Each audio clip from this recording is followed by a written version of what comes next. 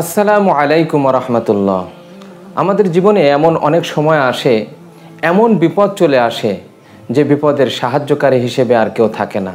আপনি যেই দিকে যাচ্ছেন আপনার পথ বন্ধ। দুনিয়ার সমস্ত মানুষ আপনাকে একা ফেলে দিয়েছে।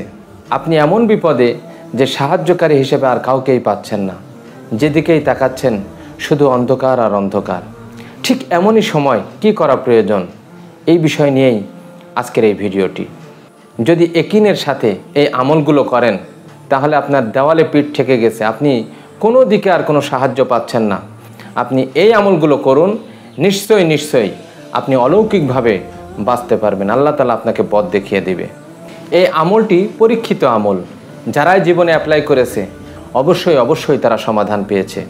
আপনিও যদি ইয়াকিনের সাথে করেন আপনি নিজেই ফলাফল বুঝতে পারবেন। সর্বপ্রথম যে বিষয়টা আপনি পড়বেন সেটা হলো ইস্তেগফারের জিকির করা। আপনার জবানে সদা সর্বদা চলতে ফিরতে শুধু ইস্তেগফার আর ইস্তেগফার আপনি পাঠ করতেই থাকবেন, অনবরত পাঠ করে যাবেন। আস্তাগফিরুল্লাহ আস্তাগফিরুল্লাহ আস্তাগফিরুল্লাহ আস্তাগফিরুল্লাহ রব্বি মিন কুল্লি যামবি ওয়া আতুবু ইলাইহি লা হাওলা ওয়ালা কুওয়াতা ইল্লা বিল্লাহিল আলিয়্যিল আযীম আস্তাগফিরুল্লাহাল আযীম আস্তাগফিরুল্লাহাল আযীম, অথবা সংক্ষেপে আস্তাগফিরুল্লাহ। এইটা পড়তেই থাকবেন। শর্ত হলো আল্লাহর উপরে আস্থা রেখে মনকে নরম করে আপনি যখন বেশি ইস্তেগফার করবেন তখনই দেখবেন যে আপনার মন হালকা হয়ে যাচ্ছে, বিপদ আপনার আস্তে আস্তে কেটে যাচ্ছে। 2 নাম্বার যে আমলটি করবেন সেটা হচ্ছে বেশি দরুদ শরীফ পাঠ করা। ছোট্ট থেকে ছোট্ট সাল্লাল্লাহু আলাইহি ওয়াসাল্লাম সাল্লাল্লাহু আলাইহি ওয়াসাল্লাম। কেউ যদি দরুদ শরীফ নিজের জীবনের জিকির বানিয়ে নেয় তাহলে সে যদি আল্লাহ তাআলার কাছে কোনো কিছু নাও চায়, আল্লাহ পাক রব্বুল আলামিন অন্তরের চাওয়াগুলা, তার যেটা চাওয়া পাওয়া আছে সব পুরা করে দেবে।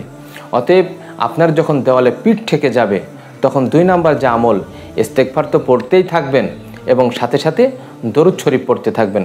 আল্লাহুম্মা সাল্লি আলা মুহাম্মাদ ওয়া আলা আলি মুহাম্মাদ কামা সাল্লাইতা আলা ইব্রাহিম ওয়া আলা আলি ইব্রাহিম ইন্নাকা হামিদুম মাজিদ আল্লাহুম্মা বারিক আলা মুহাম্মাদ ওয়া আলা আলি মুহাম্মাদ কামা বারাকতা আলা ইব্রাহিম ওয়া আলা আলি ইব্রাহিম ইন্নাকা হামিদুম মাজিদ। এই দরুদ শরীফ পড়তে থাকবেন। অথবা ছোট্ট করে সাল্লাল্লাহু আলাইহি ওয়াসাল্লাম এই দরুদগুলো আপনি অনবরত পড়তে থাকবেন। দেখবেন যত বড় বিপদই হোক না কেন ইনশাআল্লাহ আল্লাহ তাআলা এই বিপদ থেকে আপনাকে উদ্ধার করবেন। 3 নাম্বার, এই আমলের সাথে আপনি আরেকটা আমল করবেন, সেটা হলো লা ইলাহা ইল্লা আনতা সুবহানাকা ইন্নী কুনতু মিনাজ জালিমিন। এটা বেশি পাঠ করবেন। তাহলে সর্বপ্রথম ইস্তেগফার আস্তাগফিরুল্লাহ, দ্বিতীয়ত বেশি দরুদ শরীফ, তৃতীয়ত লা ইলাহা ইল্লা আনতা সুবহানাকা ইন্নী কুনতু মিনাজ জালিমিন। এটা পড়তে থাকবেন, এই দোয়া পড়তে থাকবেন। এটাকে দোয়া ইউনুস বলে। হযরতে ইউনুস আলাইহিস সালাম যখন মাছের পেটে, আপনি একটু কল্পনা করুন সেই জায়গায় যদি আপনি থাকতাম, দুনিয়ার কোনো মানুষের সম্ভব ছিল না ওই জায়গা থেকে বাঁচানো।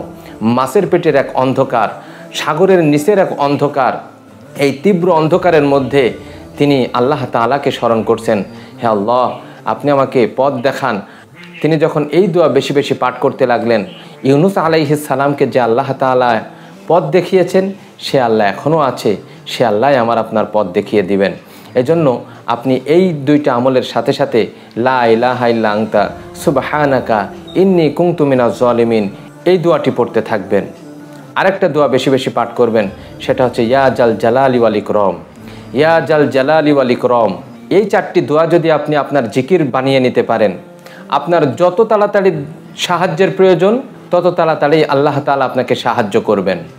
তাহলে আমি যদি আরেকটু বলি, যখন আমাদের খুব বিপদ চলে আসবে তখন আপনি কায়মনোবাক্যে আল্লাহ তাআলাকে স্মরণ করে হৃদয়কে নরম করে জিকির করবেন, আস্তাগফিরুল্লাহ আস্তাগফিরুল্লাহ আস্তাগফিরুল্লাহ আল্লাহুম্মা সাল্লি আলা মুহাম্মাদ আল্লাহুম্মা সাল্লি আলা মুহাম্মাদ সাল্লাল্লাহু আলাইহি ওয়াসাল্লাম লা ইলাহা ইল্লা আনতা সুবহানাকা ইন্নী কুনতু মিনাজ জালিমিন ইয়া জাল জালালি ওয়াল ইকরাম। এই দোয়াগুলো আপনি যত বেশি পাঠ করবেন, যে বিপদের কারণে এই দোয়াগুলি পাঠ করছেন আল্লাহ তাআলা সেই বিপদ থেকে আপনাকে মুক্তি দিয়েছেন। আপনি আজকে করেন, আজকেই ইনশাআল্লাহ আপনি রেজাল্ট পাবেন। আল্লাহ তাআলা আমাদের এই আমলগুলো করার তৌফিক দান করুন, আমিন। আমার এই চ্যানেলটি যদি আপনার কাছে ভালো লেগে থাকে তাহলে চ্যানেলটি সাবস্ক্রাইব করে আমার সাথেই থাকুন। ভালো থাকুন, সুস্থ থাকুন। আল্লাহ হাফেজ।